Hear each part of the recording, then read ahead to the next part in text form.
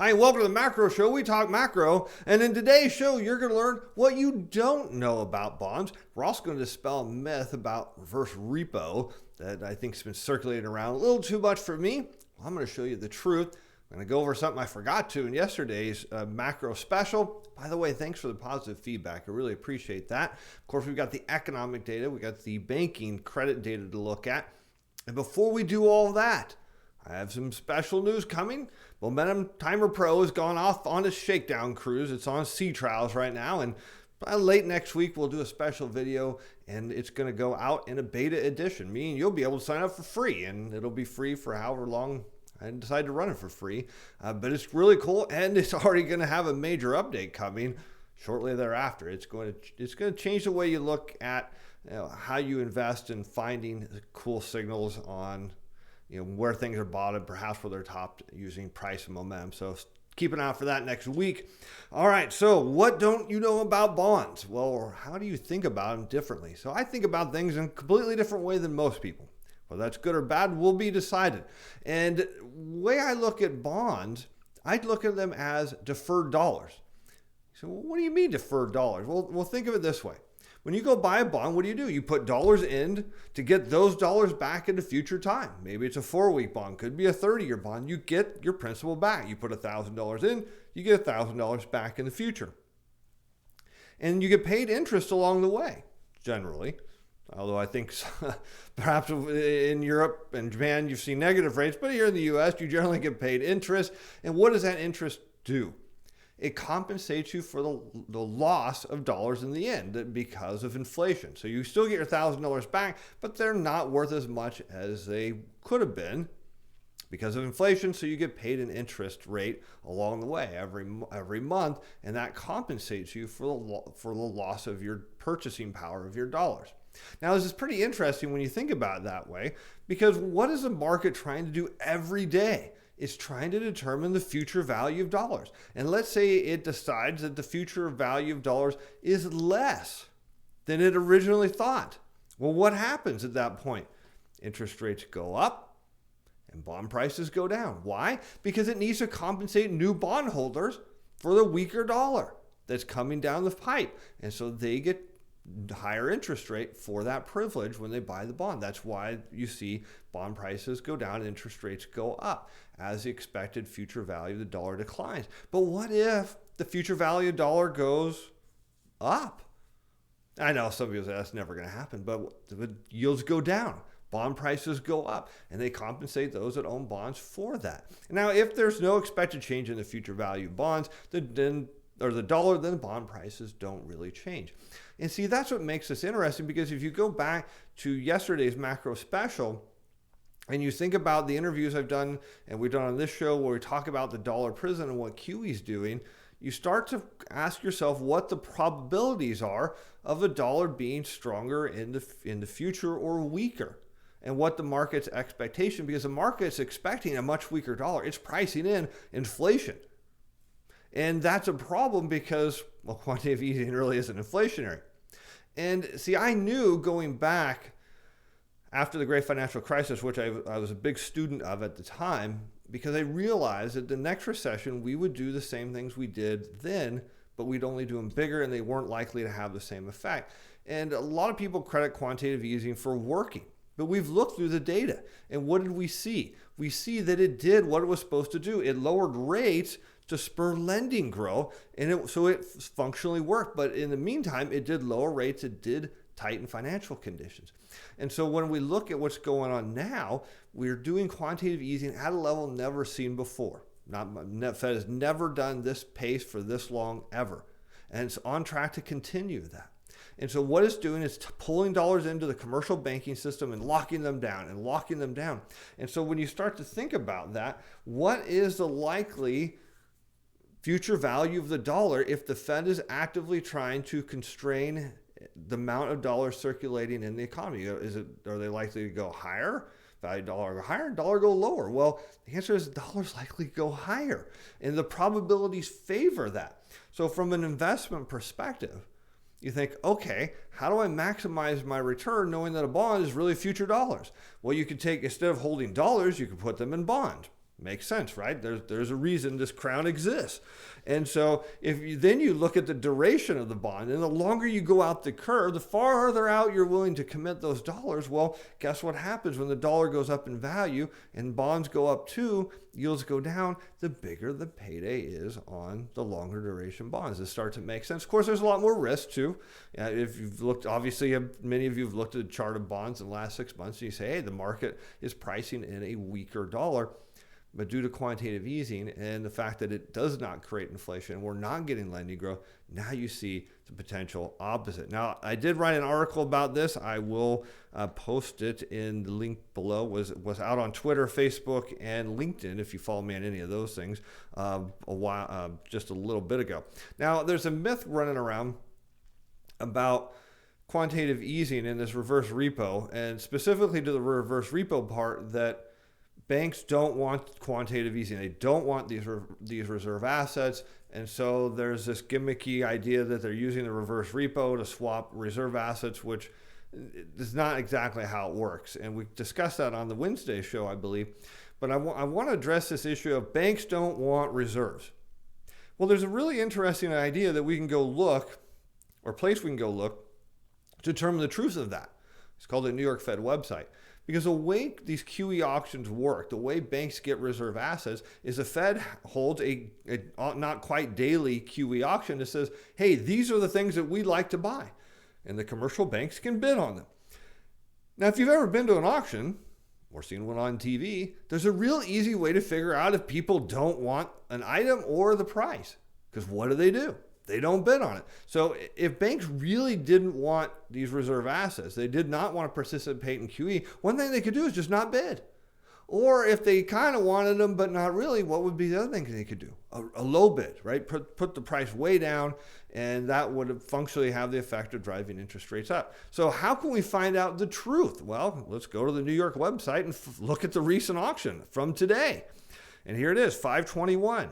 And what happened? The Fed was offering, they were looking for $3.2 billion, and they had bids of almost 10.8. Now, does that show you that the banks don't want reserve assets when there are 3 times the amount of bids for the offer? No, it tells you they want them, because they wouldn't be bidding that much if they didn't want them.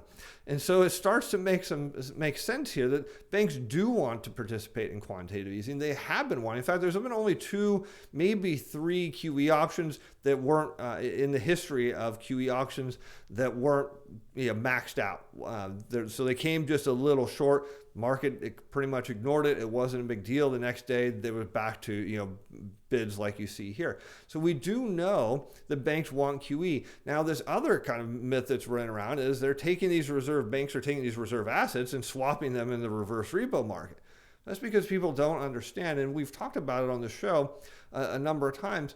You have to think of these reserve assets as they can only move inside the financial system. They can't go out and come back in. And so the Fed, when they create a reserve asset, they hold it, and they put it in a Federal Reserve member bank in an account on behalf of the commercial bank. The commercial bank can't pull it out. Now, they can swap it. We know they can move it around inside the system between bank to settle transactions. We know they can use it as collateral at an auction for the primary dealer banks that they own until the bonds are sold. But they can't leave and come back out because the Fed owns them. So a way to think about this is, let's say that you know someone who received an inheritance in the form of a trust. So, as a trust fund, and they get money out of that trust every year. Let's say monthly. Let's say they get a monthly distribution from the trust, but that person has no control over the trust assets. They're not allowed to change the investments, or they have no say on how the investments should be run. They can't post the trust as for a loan, collateral for a loan. They can't do any of that stuff. Think of a reserve asset like that. It's like saying, yeah, I have something that I'm a beneficiary of. I receive, a monthly dividend from a distribution, or in case a reserve asset, a dividend, but I don't actually own it. That's what a reserve asset is. So the idea that a bank can pull a reserve asset out from the Fed and then swap it back to the Fed, no, we already know that the banks are drowning in cash from customer deposits due to not quantitative easing, due to all the fiscal stimulus. And they need assets to back them. And what do they need? They need Treasury securities. And we've already know that Janet Yellen and the Treasury have made it very clear that there isn't enough collateral. We know that. You've known that from my interviews with Jeff Snyder on Real Vision, where we talked about the fact that there is this lack of pristine capital. And when we look at the dealer holdings today in T-bills, you're going to be like, oh, wow. Yeah, there's a lack of that. So now on to the thing that I didn't get to talk about is this thing called the Nasdaq McClellan Summation Index, because I showed you that the market was looking very toppy. Now, what is the Nasdaq McClellan Summation Index? Well, if any doubt, always go to Investopedia or your favorite search engine, and it says it's the McClellan Summation Index is a long-term version of the McClellan Oscillator, keywords long-term, which is a market breadth indicator based on stock advances and declines. And even though this map here is wrong for the one we're looking at, it says, hey, you want to look for tops and bottoms when it does hit certain numbers.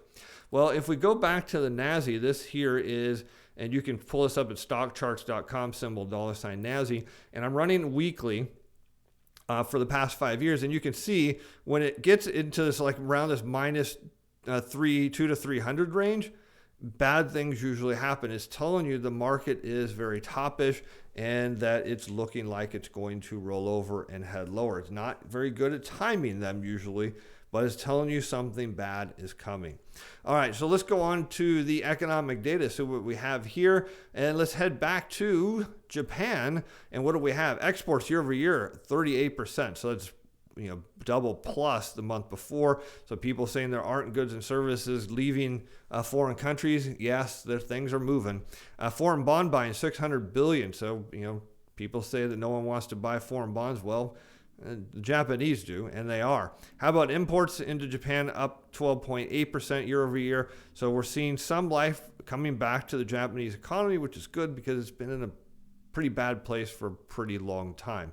How about we move over into Germany for Thursday? Starting out Thursday, producer prices came in month over month 0.8. That is a hot number, and that is quite hot, bringing the year over year up to 5.2. So even though it was disinflationary down from 0.9 the month before, it's still a hot print, which will keep upward pressure on the year over year rate of change. Let's move down into the U.S. We have the jobless claim numbers. Let's go to the Department of Labor for that. And, some good news, the fact that it's down from 478,000 to 444, still double what a normal healthy economy is printing in the, low to mid 200,000 claims per week. Perhaps some better news is total claims were down 886,000 to just shy of 16 million Americans on unemployment benefits. According to the government, there's over 8 million jobs available. And so I don't know if this means these people are going back to work or perhaps their benefits are running out. But hopefully it's a positive sign that people are actually getting back to work, which will start easing the supply chain issues and not be inflationary, as quite many people believe it is. On to the Philadelphia Fed Manufacturing Index, went from 50 in April to 31.5. And what does that tell you? As a diffusion index, it tells you the Philly Fed manufacturing sector expanded at a slower rate. And so it's still expanded, it's still growing, but the rate of change is slowing down. And let's head over to the Philly Fed to get a little color on what's going on there. And the survey responses were between the 10th and the 17th. It says manufacturing activity in the region continued to grow. According to firms outlined, the current indicators for general activity, new orders and shipments declined from April's reading, but remained elevated. So again, things expanded at a slower rate. Additionally, employment increases were less widespread. That's not good in terms of seeing people going back to work, while both price indices reached long-term highs. So let's go down and look at the report. And what do we see here? Let's see, previous month over here, and this is the current month over on the right. And we have new orders expanded at a slower rate. Shipments expanded at a slow rate. Unfilled orders way up. Now, you do get inflationary pressures from that. Delivery times up higher. So that's not a good sign. Inventories up a bit. Prices paid all-time highs, I believe that is, or darn close to it. Prices received up slightly comparatively. So what it's telling you is there's a lot of pressure at the margin. So prices coming into the factory are way up, and prices coming out that the factories are getting for their completed goods, not up nearly as much to cover that. How about a number of employees growing at a much slower rate than the month before, and the average work week was up. So you're getting more use, 35 and a half hours versus just shy of 30 the month before. So that's just, I don't know if that's in hours. I think that's percentage increase. So I guess I will rewind that part and just say that they're working more. So they're getting more work out of their employees, but they're not hiring as many. So that's definitely not a good sign that perhaps manufacturers just realize that, hey, with all these stimulus checks, this demand is going to go away. Looks like things in Canada are getting back into full swing. Non-farm employment shot up 351,000. So another back-to-back month of big numbers coming out of Canada. And let's move on into what do we have next? Producer prices out of South Korea. Disinflationary from 1.1% to 0.6. 0.6 still being a little bit of a high number, but you're seeing that pace now slowing down. The year over year was up to 5.6, but that will start to slow down. How about our friends down in Australia? And looks like the manufacturing PMI, these are all preliminary numbers, and looks like it expanded about at the same rate as before. Services sector expanded about at the same rate as before. Moving on in Japan here, you want to see why QE is deflationary and why fiscal and QE is deflationary? Japan already tells us this. How about CBI? Month over month in April, just deflationary down to minus 0.3%. National core CPI, core excluding food and energy, deflationary, minus 0.1%. National CPI, month over month, now deflationary, minus 0.4. Year over year, national CPI, further deflationary at minus 0.4. Perhaps, and then maybe some better news. No, manufacturing PMI in Japan expanded at a slower rate, and it wasn't expanding very quickly to begin with, so that's not good. Services PMI, it actually contracted at a faster rate than the month before, so that not very good news there. And let's move on into some more of these preliminary PMIs. Let's look at the broad Eurozone now. Manufacturing PMI expanded about the same rate as before, and the services in the Eurozone expanded at a slightly faster rate. And the month before, it was flat, it even, no change. So at a 55, expanded at a slightly faster rate than the month before. Going up north there from Europe into Great Britain, manufacturing preliminary went from 60 to 66, so expanding at quite a bit of a faster rate, and services sector expanded at about the same rate there in Great Britain. And then into the U.S. today, preliminary manufacturing PMI, a slightly faster rate, 60.5 to 61.5, not a big change there. Services PMI off the chart, 64.7 up to 70.1, and yet bonds still rallied. Existing home sales missed expectations, were down 2.7%. Consumer confidence, well, in preliminary in Europe, got better from minus 8.1 to minus 5.1, so consumers not as confident there in Europe. Let's take a look at these primary dealer statistics real quick. Look at the T-bills. And the dealer inventory is now down to 15.7 billion. So you see there is a demand for T-bills, and the dealers just don't have a ton of them. And then going back to coupons, last week we saw the 3, 10, and 7s. We'll look at those, but 2 years inventory is down a bit. 3 years up, makes sense. There was an auction. Here we have 5s up a little bit, 7s up a little bit, 10s up, makes sense. There was an auction. How about the 30-year down? So clearly demand, not a lot, a billion, but still demand for the 30-year. Let's go on, and we'll wrap up here because the Fred database didn't have the charts, data downloaded charts. But bank credit was up 36 billion, good number. Securities in bank credit up 14, with mortgage backs up 3, and U.S. Treasuries that no one wants up 8 billion.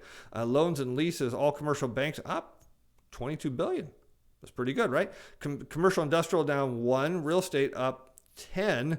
And the consumer, big number on consumer, 8 billion. And where is that coming out of? Credit cards mostly.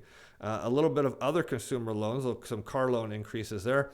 And cash assets were down 55 billion. But where's all this other loan coming from? How about this? Loans to non-depository financial institutions up 10 billion. So that's kind of interesting. So whatever that is, let's go down and take a look. 16 includes loans to real estate investment trusts, insurance companies, holding companies of other depository institutions, financial companies, mortgage finance companies, and some bunch of other non-financial institutions. So pretty interesting that banks are lending there instead of, out to places probably that are more useful, as in commercial, industrial, and into the real estate market. So hopefully we'll get those chart data update for you next week.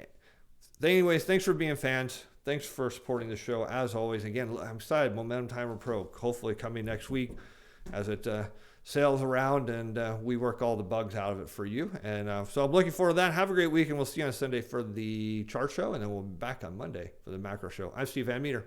Bye now. The content of this video provides educational information only. Is not intended to provide investor or other advice. It chose not to be construed as a recognition or solicitation of buyer selling security, financial instrument, or participate in particular trading strategies. For was paired by Steven Van Metre, personal capacity, opinions expressed or that amount do not reflect the view of Atlas Financial Advisors Inc. or Steven Van Metre Financial.